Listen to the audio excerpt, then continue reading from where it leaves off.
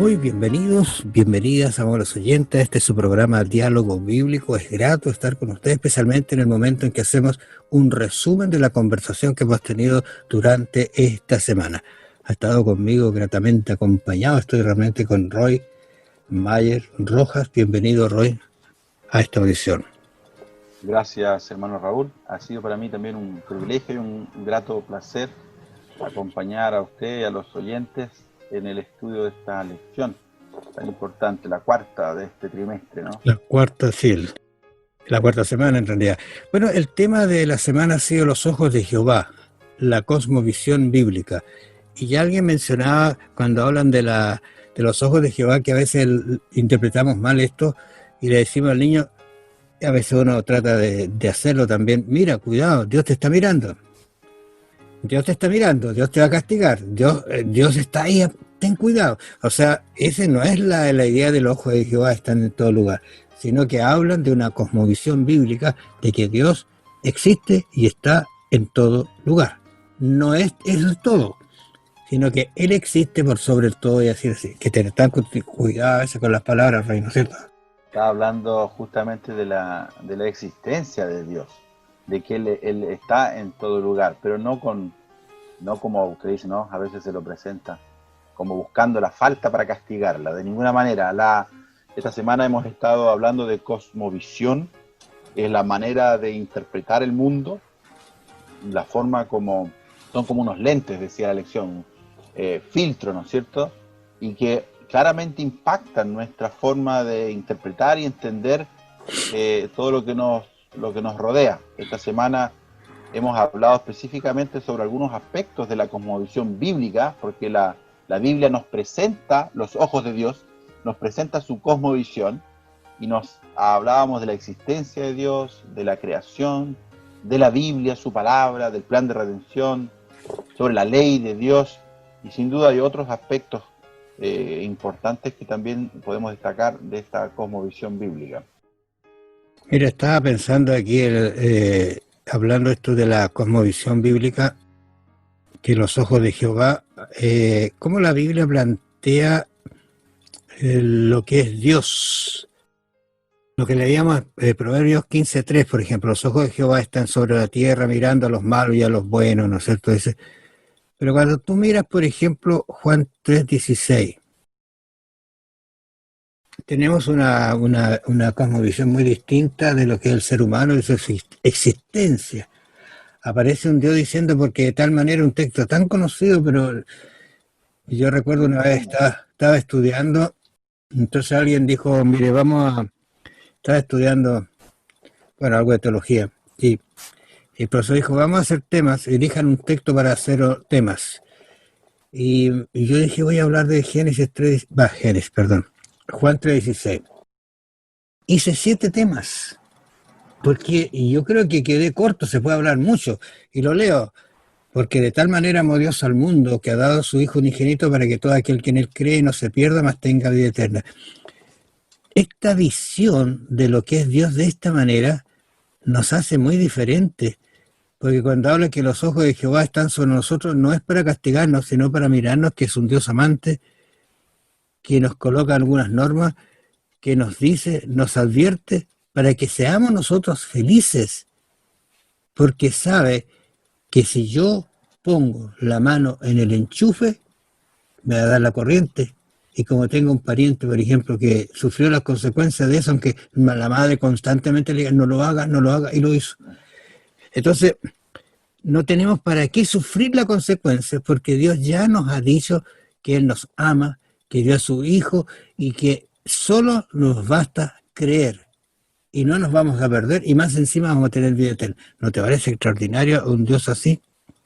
Extraordinario, hermano Raúl, y me cuesta imaginar, o sea, no es difícil imaginarlo porque lo vemos a menudo, personas que realmente no están, tienen una conciencia o en su mente de que Dios no existe. Demócrito, un filósofo griego, decía, solo existen los átomos y el vacío, y todo lo demás es opinión. Es una cosmovisión que deja de lado todo, deja de lado todo lo sobrenatural, deja de lado a Dios, deja de lado la creación, deja de lado, si no hay Dios, entonces tampoco hay una salvación, no hay un futuro.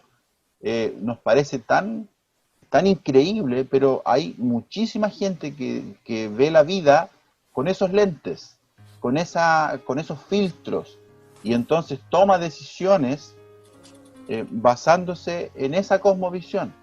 Nuestra cosmovisión es distinta, nosotros entendemos la vida de otra manera, y de acuerdo a lo que nos dice la Biblia, partiendo por Génesis 1.1, creó Dios los cielos y la tierra, un Dios que existe, un Dios que quiere relacionarse con el ser humano.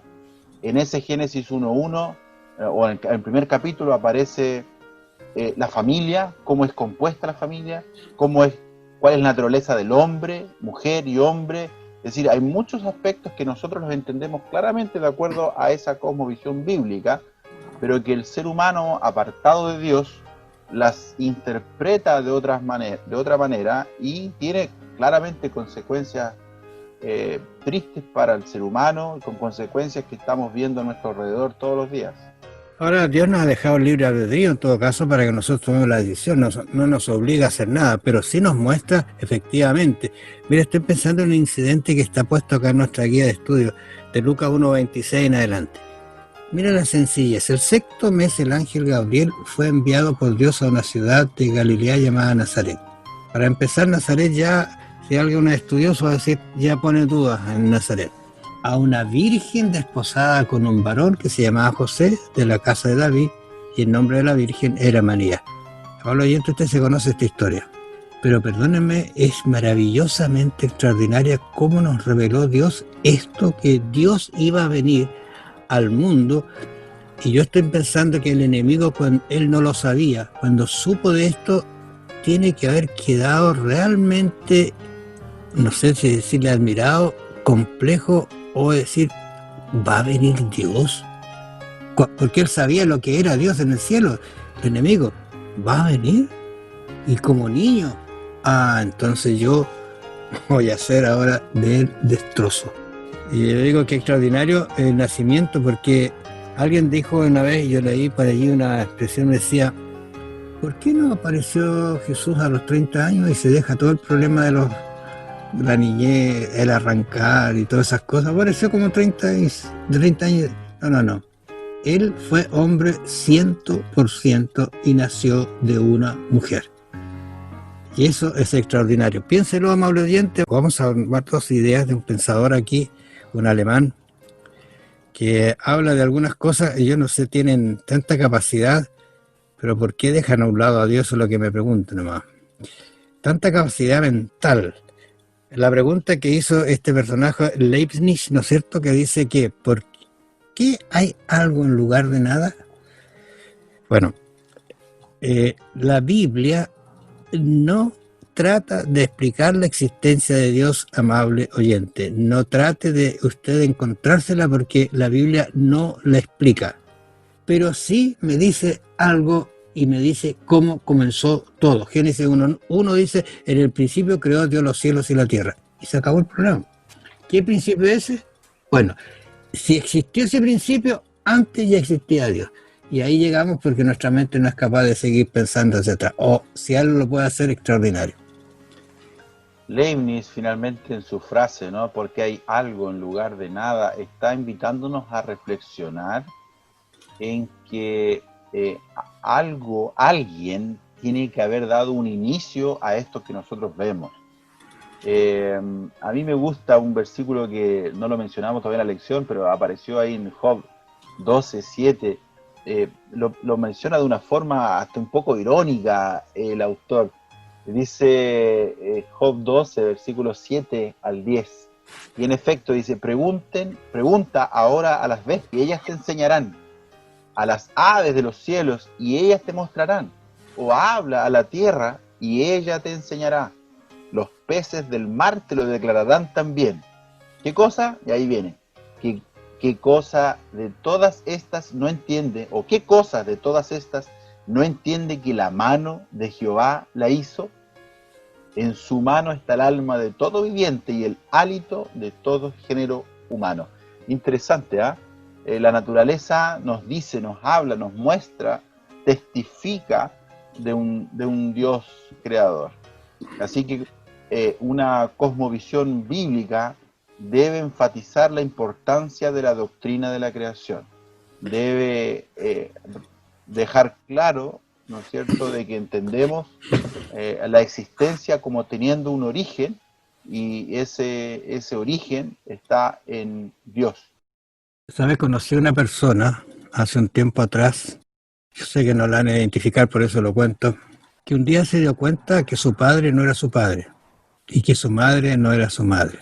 Ya ha crecido, un personaje, y dice que le produjo una incertidumbre y empezó a buscar, investigar, hasta que llegó a su raíz. Yo estoy pensando, muchas personas que viven, que no saben de dónde vienen, que la como visión esta, digamos, evolucionista, le dice que millones de años, y cuando uno dice millones de años, algo existió, hubo una explosión, que son tan increíbles. ¿De dónde vine al final? ¿Qué soy? Por eso que algunos de estos filósofos van por ese camino, porque lo que tienen en su vista como un lente, como una visión, es tan opaca de la existencia. Si colocaran a Dios, ¿cómo resolverían el problema? ¿Cómo hablarían diferente? Estoy pensando que ese principio que habla acá es un principio extraordinario. ¿Y por qué no nos lo explica Dios? Porque no lo entenderíamos. Yo no sé si alguien puede entender que Dios ha existido siempre. Yo a veces me he puesto a pensar y digo, perdóname Señor, pero no llego más allá. Porque para nosotros sabemos que hay un principio y hay un final. Lamentablemente el pecado nos tiene así, confinados a esta situación. Pero la Biblia nos da detalles de que después de ese final hay un comienzo y que será eterno. Extraordinario esa postura, ¿no es cierto?, que presenta la Biblia como una visión muy distinta, la visión bíblica es realmente extraordinaria frente a la postura que hay algunos filósofos, ¿no es cierto?, antiguos, y hoy día también, que han sembrado y tienen terribles consecuencias en las personas. No, y se han popularizado tanto, o sea, hoy día ni siquiera se presentan dos opciones para que las personas escojan, decidan, simplemente se descarta cualquier idea de algo inmaterial, de algo divino, ¿no es cierto? Es dejado de lado, y solamente tiene validez aquello que yo percibo, aquello que veo, aquello material.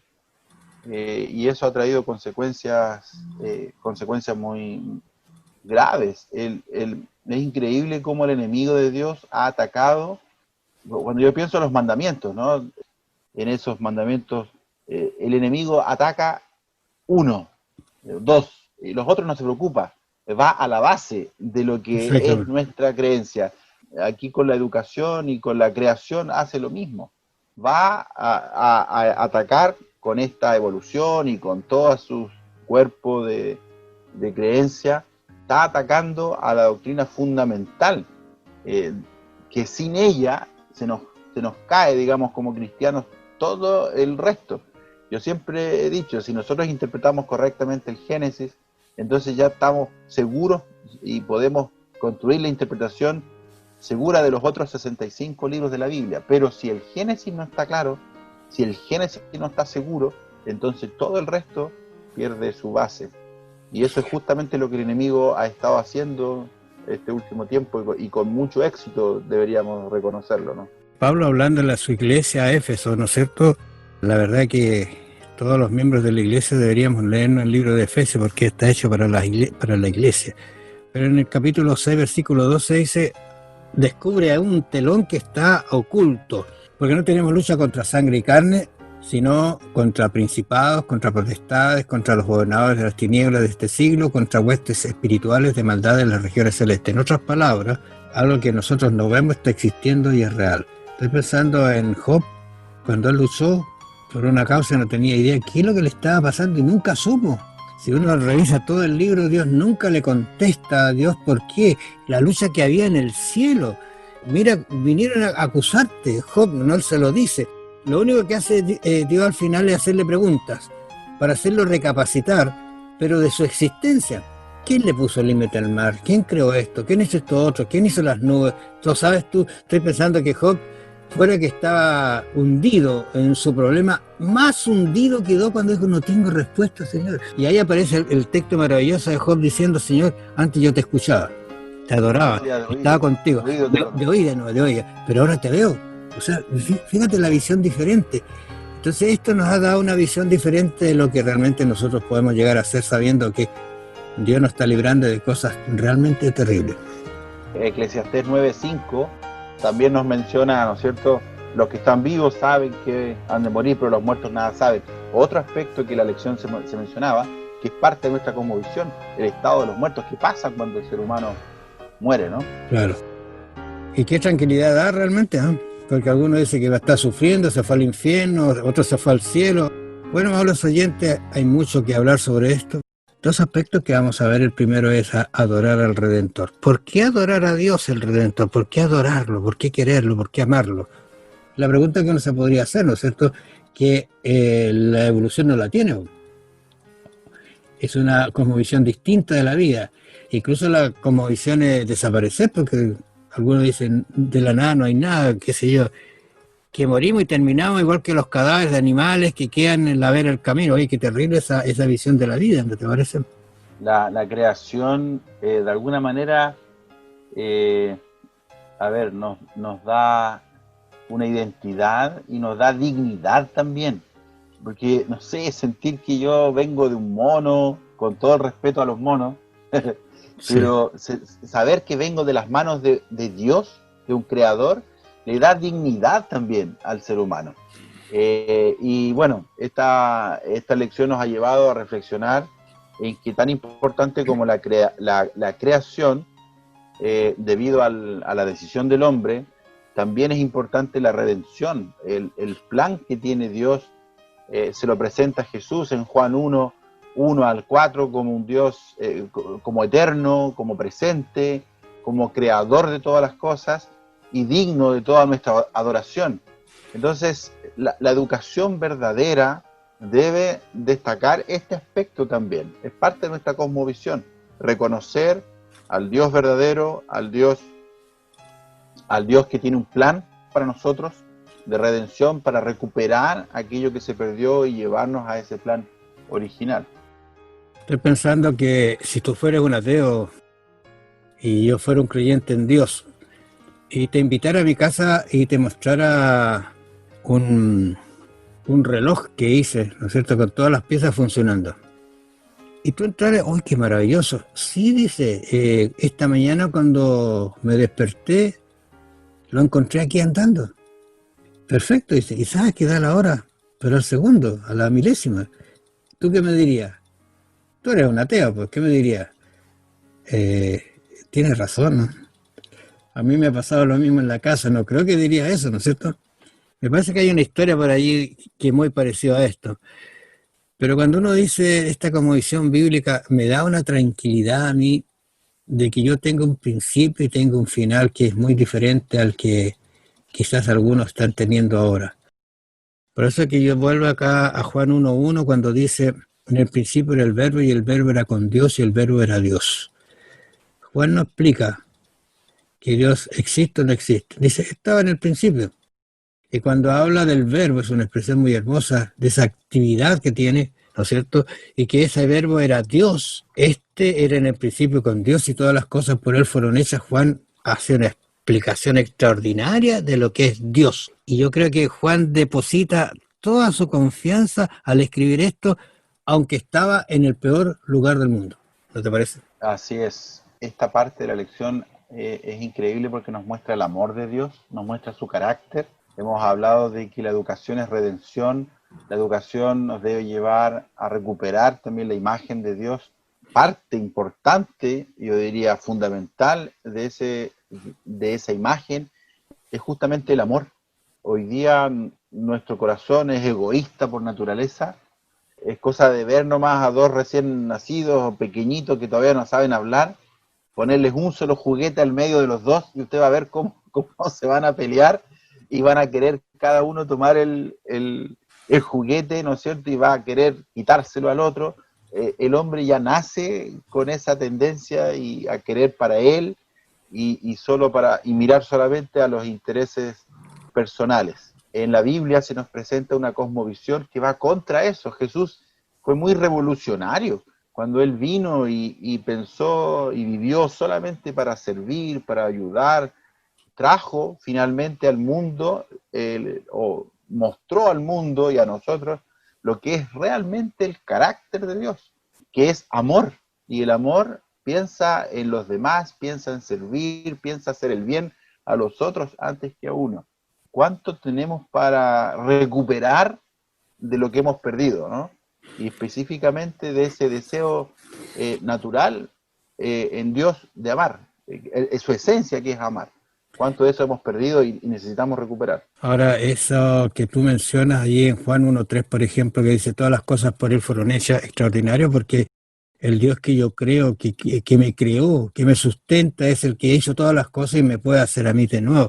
Pero Dios en su gran amor, y ahí está el principio del amor, en su gran amor, dejó estampado, escrito en tablas de piedra una ley, la ley de Dios, para que nos rijamos en nuestra conducta, para que tengamos una cosmovisión bíblica de la vida, para que podamos mirar con ese lente de la ley las cosas y decir esto está bueno o está malo.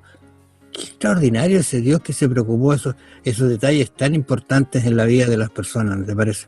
Y qué importante ver la ley desde ese punto de vista, finalmente como una respuesta de amor, no como una barrera, ¿no es cierto?, egoísta para privarme de algo. Hay mucha gente que lo ve así. No, yo soy libre, yo hago lo que quiero, soy libre. La ley de Dios, como usted lo mencionó súper bien, hasta eso es una demostración del amor de Dios, para que nosotros seamos felices. El hombre, por su diseño, solo va a encontrar la verdadera felicidad cuando ama y cuando sirve a los demás. Hemos escuchado, hemos vivido testimonios, y quizás nosotros mismos, al servir a otros, al ayudar a otros, testimonios de misioneros que han viajado a algún lugar y han tenido una oportunidad de servicio, a veces incluso sin viajar, aquí mismo en nuestros lugares cercanos. Cuánta satisfacción se siente cuando uno hace el bien a otro. ¿Por qué ocurre eso? Porque fuimos diseñados para eso. El Señor lo sabe. Y la ley busca justamente llevarnos de vuelta a ese plan original. Y quizás resumo diciendo lo siguiente: mira, el Antiguo Testamento nos habla de la ley, Deuteronomio 5.5. En el Nuevo Testamento, Marcos nos habla de la ley. Y Apocalipsis se cierra la Biblia diciendo que los que van a amar a Dios van a tener una paciencia, van a perseverar. Esos son los santos que guardan los mandamientos de Dios y la fe de Jesús. En otras palabras, amados oyentes, los invitamos a que usted revise su vida, revise los mandamientos de Dios como están en la palabra de Dios. Eso es una guía segura para que usted tenga una cosmovisión bíblica de la vida y una cosmovisión que lo va a mirar con los lentes de la eternidad. Que el Señor los bendiga y los acompañe. Nos vamos a encontrar la próxima semana. Bendiciones. Amigos, muchas gracias por participar en este programa. El Señor nos ayude a mirar con los ojos de Dios también, a tener esa cosmovisión bíblica que nos presenta aquí, esa conciencia clara de la existencia, de la presencia de Dios permanente en nuestra vida y los planes que Él tiene de eternidad para todos nosotros. Que el Señor les acompañe a cada uno.